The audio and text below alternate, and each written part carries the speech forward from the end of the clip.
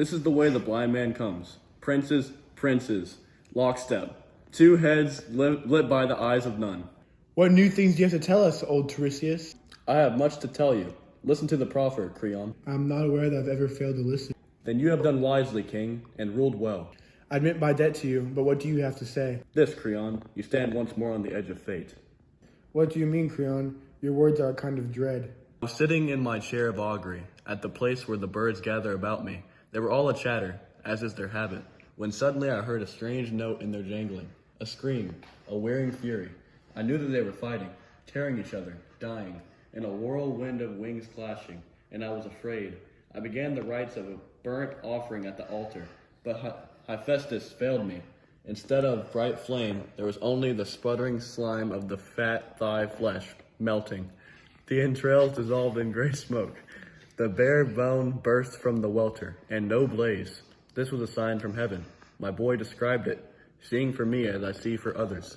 I tell you, Creon, you yourself have brought this new calamity upon us. Our hearths and altars are stained with the corruption of dogs and carrion birds that glut themselves on the corpse of Oedipus' son. The gods are deaf when we pray to them. Their fire recoils from our offering. Their birds of omen have no cry of comfort, for they are gorged with the thick blood of the dead. Oh, my son, these are no trifles. Think, all men make mistakes, but a good man yields when he knows his course is wrong, and repairs the evil. The only crime is pride, given to the dead man. Then, do not fight with the corpse. What glory is it to kill a man who is dead? Seems that the prophets have yet made their especial province. All my life long, I have been a kind of butt for their dull arrows of doddering fortune tellers. No, Tiresias! If your birds, if the great eagles of the god himself, should carry him striking bit by bit to heaven, I would not yield. I am not afraid of pollution. No man can defile the gods. Do what you will. Go into business, make money, speculate in India gold or that synthetic gold from Sardinia. Get rich otherwise than by my continent and to bury him. Tiresias, it is a sorry thing when a wise man sells his wisdom. Let out his words for hire. Ah, Creon, is there no man left in the world? To do what? Come, let's have the apophism. No man who knows that wisdom outweighs any wealth? As surely as bribes are baser than any baseness. You are sick, Creon. You are deathly sick.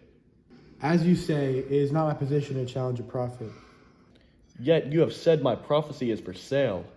The generation of prophets has always loved gold. The generation of kings has always loved brass. You forget yourself? You are speaking to your king. I know it. You are a king because of me. You have a certain skill, but you have sold out. King, you will drive me to words that... Say them, say them. Only remember, I will not pay you for them. No, you will find them too costly. No doubt speak. Whatever you say, you will not change my will. Then take this, and take it to heart. The time is not far off when you shall pay back corpse for corpse, flesh of your own flesh. You have thrust the child of this world into living night. You have kept from the gods below the child that is theirs. The one in a grave before her death, the other, dead, denied the grave. This is your crime, and the furies and the dark gods of hell are swift with terrible punishment for you. Do you want to buy me now, Creon?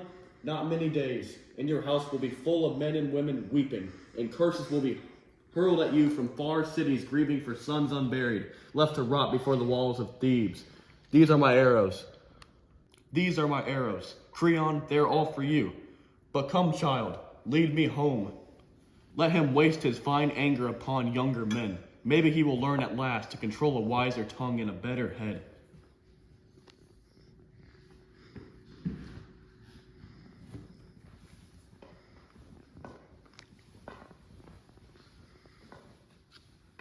The old man is gone, king, but his words remain to plague us. I am old too, but I cannot remember that he was ever false. That is true. It troubles me. Oh, it is hard to give in, but it is worse to risk everything for stubborn pride. Creon, take my advice. What shall I do? Go quickly, free Antigone from her vault, and build a tomb for the body of Polynices. You would have me do this? Creon, yes. and it must be done at once. God moves swiftly to cancel the folly of stubborn men. It is hard to deny the heart, but I will do it. I will not fight with destiny. You must go yourself. You cannot leave it to others. Come with me to the tomb. I buried her. I will set her free. Oh, quickly, my mind misgives. The laws of the gods are mighty, and a man must serve them to the last days of his life.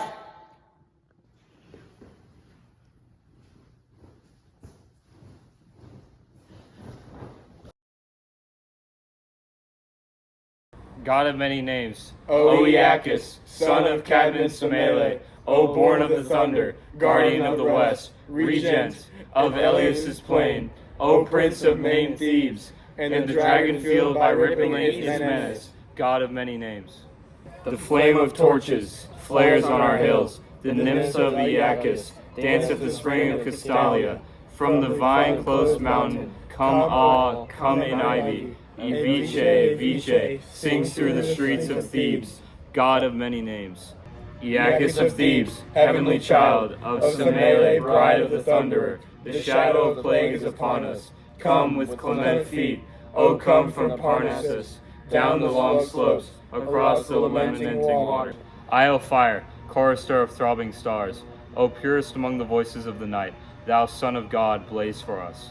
Come with choric rapture of circling Maenads, who cry, Io Iashe, God of many names. 2, 1.